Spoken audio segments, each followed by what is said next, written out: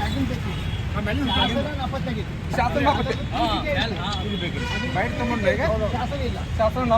Sir ಹೇಳ್ರಿ sir sir ಏನು ಹುಡುಕಾಕ್ ಬಂದಿದ್ರಿ? 2024 ನವೆಂಬರ್ 1ರಂದು ನವೆಂಬರ್ 1ಕ್ಕೆ ಇಲ್ಲಿ ಮಾನ್ಯ ಮುಖ್ಯಮಂತ್ರಿಗಳ ಅಧ್ಯಕ್ಷತೆಯಲ್ಲಿ ಒಂದು ಸಭೆ ಆಗಿ ಒಂದು ಆದೇಶ ಆಗಿತ್ತು.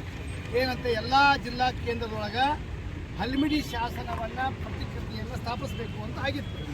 ಅದು ಮೊಟ್ಟ ಮೊದಲ ಹಲ್ಮಿಡಿ ಶಾಸನ ಅಂದರೆ ಮೊಟ್ಟ ಮೊದಲ ಕನ್ನಡ ಶಾಸನ 1936 ಹಾಸನ ಜಿಲ್ಲೆ ಬೇಲೂರು ಬಳಿ ಸಿಕ್ಕಂಥ 450 ಕ್ರಿಸ್ತಕ 450 ಇದು ಏನು ಶಾಸನ. ಆ ಮುಖ್ಯಮಂತ್ರಿಯವರು ಅಧ್ಯಕ್ಷರ ಸಭೆ ಮಾಡಿ ಸೆಪ್ಟೆಂಬರ್ದ ಸಭೆ ಮಾಡಿದ್ರು, ಎಲ್ಲ ಜಿಲ್ಲಾಧಿಕಾರಿಗಳಿಗೆ ಆದೇಶ ಮಾಡಿದ್ರು. ಆ ಪ್ರಕಾರ ನವೆಂಬರ್ 1, 2024 ಆ ಜಿಲ್ಲಾಧಿಕಾರಿಗಳ ಕಚೇರಿಯಿಂದ ಸ್ಥಾಪನೆ ಆಗಿತ್ತು.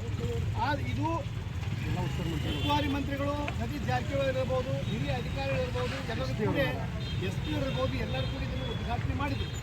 ಈ DC ಒಂದು ಆಫೀಸನ್ನು ವೈಭವೀಕರಿಸುವ ಒಂದು ಬಲದಲ್ಲಿ ಈ ಶಾಸನ ಸಂಪೂರ್ಣ ಇದು ಹೊರಗೋಗೈತಿ. ನೋಡಿದ್ದೀವಿ, ಇದು ಮುಚ್ಚಿತ್ತು.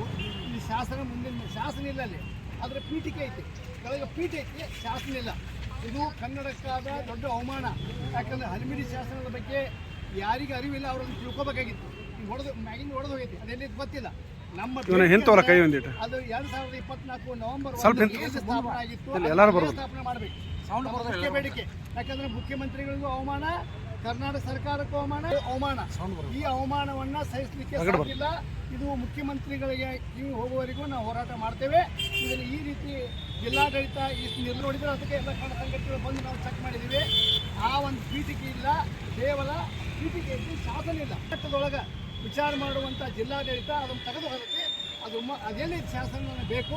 ಆಮೇಲೆ ಶೀಘ್ರವೇ ಅದನ್ನು ಮೊದಲು ಜಿಲ್ಲಾ ಉಸ್ತುವಾರಿ ಅದೇ ಸ್ಥಳವಾಗ ಅದನ್ನು ಪುನಃಸ್ಥಾಪನೆ ಮಾಡಬೇಕು ಅಂತೇಳಿ ನಾವು ಇವತ್ತೆಲ್ಲ ಸಂಘಟನೆಗೂ ಒತ್ತಾಯ ಮಾಡಿದ್ದೇವೆ. ಸರ್, ಹಲ್ಮಿಡಿ ಶಾಸನ ಕನ್ನಡದ ಆಸ್ತಿ ಇದ್ದಂಗೆ, ಕನ್ನಡದ ಆಸ್ತಿ ಮೊದಲ ಶಾಸನ ಕ್ರಿಸ್ತಪೂರ್ವ 450ನೇ ಇಸುವೊಳಗಿಂದ ಶಾಸನದು 36 ಸಿಕ್ತು. ಹಾಸನ ಜಿಲ್ಲೆ ಬೇರೆ ಒಳಗೆ ಕನ್ನಡದ ಮೊದಲ ಶಾಸನ. ಹಲ್ಮಿಡಿ ಶಾಸನಕ್ಕೆ ಅದರೇ ಆದ ಘನತೆ, ಗಾಂಭೀರ್ಯ ಮತ್ತು ಪಾವಿತ್ರ್ಯ ಐತಿ. ಅದು ನಮ್ಮ ಬೆಳಗಾವಿ ಜಿಲ್ಲಾಡಳಿತ ಅದನ್ನು ಕಿತ್ತು ಹಾಕಿ ಇಲ್ಲಿ ಘಟಕ್ಕೆ ಹೋಗೋದಂಗೆ ಹೋದಾರ. ಅದನ್ನು ಗೌರವಯುತವಾಗಿ ನಡೆಸ್ಕೋಬೇಕು.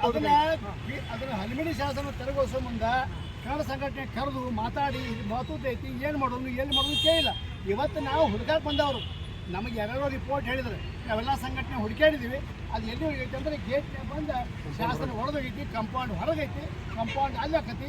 ಈ ರೀತಿ ನೀವು ಮಾಡೋದಾದ್ರೆ ಕರ್ನಾಟಕದ ಮುಖ್ಯಮಂತ್ರಿ ಅಧ್ಯಕ್ಷತೆಯೊಳಗೆ ಏನು ಸಭೆ ಆಯಿತು 2024 ಸಿದ್ದರಾಮಯ್ಯನವರು ಮಾಡಿದ್ರು, ಆಚರಿಸುವಂಥ ಸರ್ವಾಧಿಕಾರಿ ನಡೆಯನ್ನು ಜಿಲ್ಲಾಡಳಿತ ನಡೆದೈತಿ. ಇದನ್ನು ಕನ್ನಡ ಸಂಘಟನೆಗಳನ್ನು ಹೋರಾಟ ಸ್ವರೂಪ ಅವಕ್ಕಿಂತ ಮೊದಲು ಅದು ಎಲ್ಲಿ ಸ್ಥಾಪನೆ ಆಗಿತ್ತು ಅಲ್ಲಿ ಒಂದು ವಾರದೊಳಗೆ ಅದನ್ನು ಸ್ಥಾಪನೆ ಮಾಡಬೇಕು ಅಂತೇಳಿ ಈ ಸಂದರ್ಭದಲ್ಲಿ ನಾವು ಒತ್ತಾಯ ಶಾಸನ ಎಲ್ಲೈತಿ. ಈಗ ಅಲ್ಲಿ ಆ ಶಾಸನ ನಮಗೆ ಸಿಕ್ಕಿಲ್ಲ, ಆ ಶಾಸನ ಇಲ್ಲ. ಅದರ ಪೀಠಿಕೆ ಸಿಕ್ಕತಿ, ಕೆಳಗಿನ ಕಲ್ಲು ಸಿಕ್ಕತಿ, ಶಾಸನ ಎಲ್ಲೈತಿ ಹೊಡೆದಾರ. ಇಲ್ಲಿ ನೋಡಿದ್ರೆ ಮ್ಯಾಗಿಂದ ಅದು ಹೊಡೆದಾರ. ಈ ಹೊಡೆದಾರ ತೊಗೊಂಡು ಹೋಗ್ಯಾರ. ಅದನ್ನು ನಮಗೆ ಜಿಲ್ಲಾಡಳಿತ ಸ್ಪಷ್ಟನೆ ಕೊಡಬೇಕು. ಇಂಥಲ್ಲ ಐತಪ್ಪ ಕುಂಡಿಸ್ತೀವಿ ಅಂತ ಹೇಳಬೇಕು.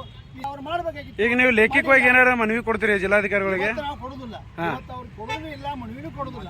ಮಾಧ್ಯಮ ಮುಖಾಂತರ ಹೇಳ್ತೇವೆ, ಮುಂದೆ ಯಾವಾಗ ಭೇಟಿ ಆಗ್ಬೇಕು ಅವಾಗ ಭೇಟಿ ಆಗ್ತೀವಿ. ಇವತ್ತು ತನಕ ಅವ್ರು ಹಲ್ಮಿಡಿ ಶಾಸನ ಅವಮಾನ ಆಗಿದೆ ಅಂತೀರಾ? ಹಲ್ಮಿಡಿ ಶಾಸನ ಇಡೀ ಕನ್ನಡ ನಾಡಿನ ಆಸ್ತಿ.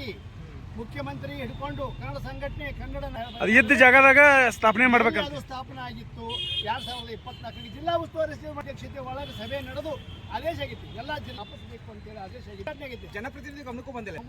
ಅದಕ್ಕೂ ಇವತ್ತೆಲ್ಲ ಸಂಘಟನೆ ಹುಡುಕಾಡಿದ್ದೀವಿ, ಹಾಕಿಲ್ಲ. ಇದನ್ನು ಜಿಲ್ಲಾಡಳಿತ ನಿರ್ಲಕ್ಷ್ಯ ಮಾಡಬಾರ್ದು. ಎಲ್ಲಿ ಸ್ಥಾಪನೆ ಆಗಿತ್ತು? ನೀವು ಸರ್ವಾಧಿಕಾರ ಧೋರಣೆಯನ್ನು ಮುಖ್ಯಮಂತ್ರಿಗೆ ಕಿವಿ ಮುಟ್ಟುವವರೆಗೆ 1 ವಾರದ ಗಡುವು